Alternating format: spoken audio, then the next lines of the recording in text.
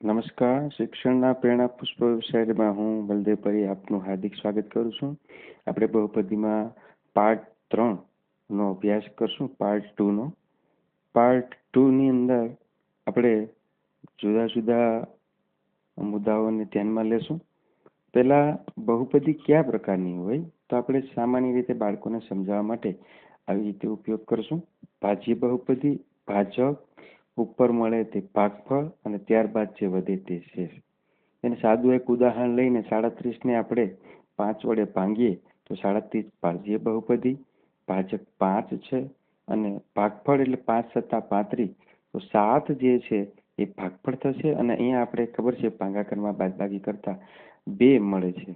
તો આ સરળ રીતે બાળકોને સમજાવીને ચેપ્ટર 1 યુક્લિડની જે બહુપદી ભાગવિધિ છે એમાં પણ આ વાતે સમજાવી શકાય અને આ નીચેનું સૂત્ર છે સમજાવી શકાય.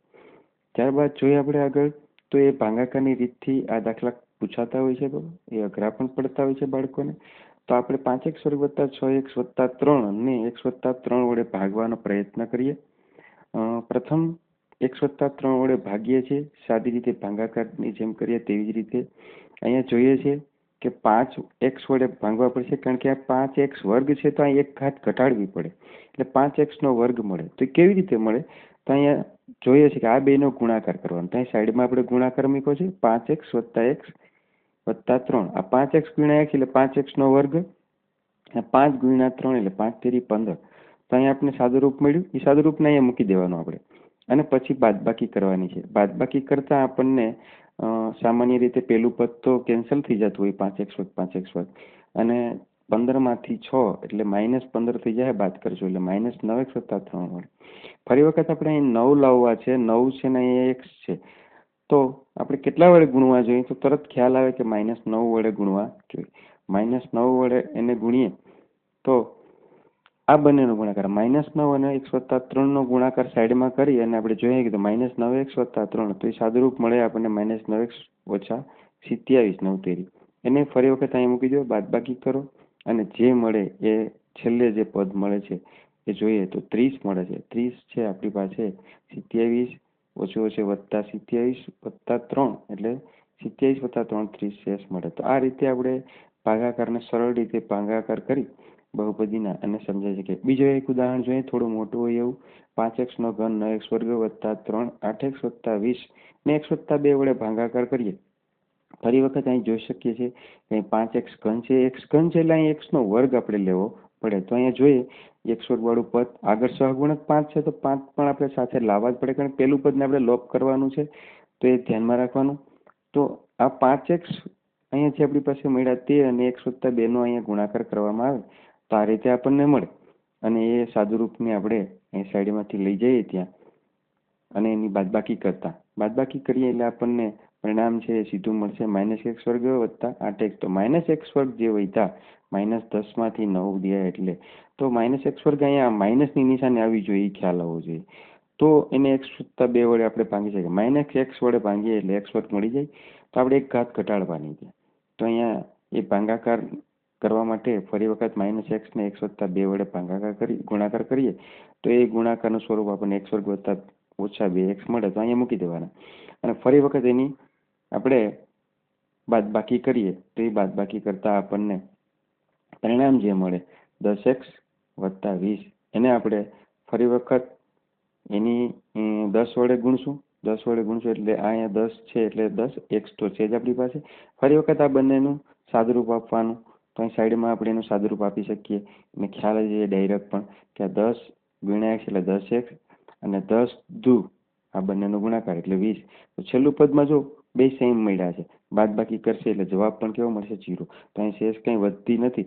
તો આમ પણ કહી શકાય કે જે આ 5x ઘન વત્તા 9x વર્ગ વત્તા 8x વત્તા 20 ને ભાંગતા x વત્તા 2 વડે ભાંગતા આપણને શેષ 0 મળે છે. એટલે x વત્તા 2 આનો અવયવ છે. એટલે x બરાબર -2 આ બધામાં મૂકવામાં આવે તો આનો જવાબ 0 મળે. ક્યારેક પરીક્ષામાં આવો નાની ખાલી જગ્યામાં પણ આવો દાખલો પૂછાતો હોય છે, તો આપણે ઝડપથી એનો જવાબ આપી શકીએ. અને સરળ રીતે એનો જવાબ આવ્યો હોય તો એને આ રીતે આખી પદાવલી જે આપી છે તે, ભાજ્ય, ભાગફળ અને છેલ્લે મળેલી શેષ, આમ દર્શાવવાનું પણ હોય. અને આવા દાખલા પણ સરળ રીતે પૂછતા હોય છે, આપણે આપી શકીએ. આવા આલેખના દાખલા પણ છે. આલેખ દ્વારા ઉકેલ કેટલા મળે, તો આપણે અહીંયા આલેખ જોઈએ છે. આલેખ તો આલેખ જો અહીંયા જે એક શખ્સને બે જગ્યાએ છે એટલે આના શૂન્યોની સંખ્યા કેટલી એવું આપણને પૂછી શકે. તો આના શૂન્ય -2 ને -3 આનો સાદુરૂપ મળતા આપણને આ બહુપદીનું 6 ને ભાગ કરો 5 આવે છે તો 2 તેરી 6 2 મળે ઉકેલ. તો આ જે આ વલયાકાર આલેખ મળે છે એ બે બિંદુએ જ એક્સમાં છેદે છે એટલે એના શૂન્યો છે એ બે મળે, બે ઉકેલ છે. ઉકેલ બે એટલે શૂન્ય બે. તો આવી રીતે આલેખ દોરીને પણ પરીક્ષામાં આપણને પૂછી શકે. આવી રીતે સાદું રૂપ પણ પૂછી શકે, શૂન્ય મેળવવું એમ પણ પૂછી શકે. આ ઉદાહરણ છે ટેક્સ્ટ બુકનું. અહીંયા આલેખ પણ બતાવ્યા છે અને આ રીતે આપણે પૂછે તો આલેખમાં ઉદાહરણ 10માં જોઈએ કેટલી જગ્યાએ બે જગ્યાએ આલેખમાં આપણને આ છેદે છે પણ આપણે એક્સમાં જ જોવાનું છે. કારણ કે અહીંયા એક પદાવલી એક્સ પાડી છે, એક પી એક્સના શૂન્યની વાત છે. તો આનું શૂન્ય કેટલું મળશે, તરત કહી શકીએ 1 મળે.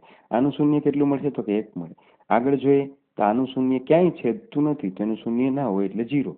આનું શૂન્ય 1 મળશે. ત્યારબાદ જોઈએ તો બે જગ્યાએ છેદે છે. અહીંયા છેતરાઈ ન જાય વિચાર નાખવાનો. 1 2 3 અહીંયા ન ગણી લઈએ, 4 ને 5 થાય પણ હકીકતમાં 1 2 3 એક શખ્સ જ જોવાનું છે. આવી ભૂલ પરીક્ષામાં ન થાય એ જોવાનું છે.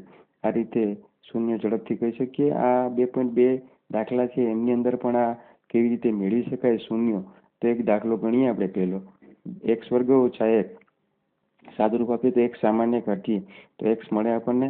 તો x ઓછા 1 અને x એટલે બરાબર 0. તો x બરાબર 0 અને ઓછા 1 એટલે બે શૂન્ય મળે છે આપણી પાસે, 0 અને 1.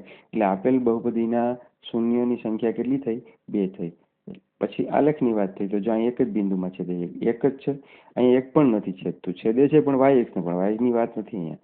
તો એ ભૂલ ન થાય ધ્યાન રાખવાનું છે.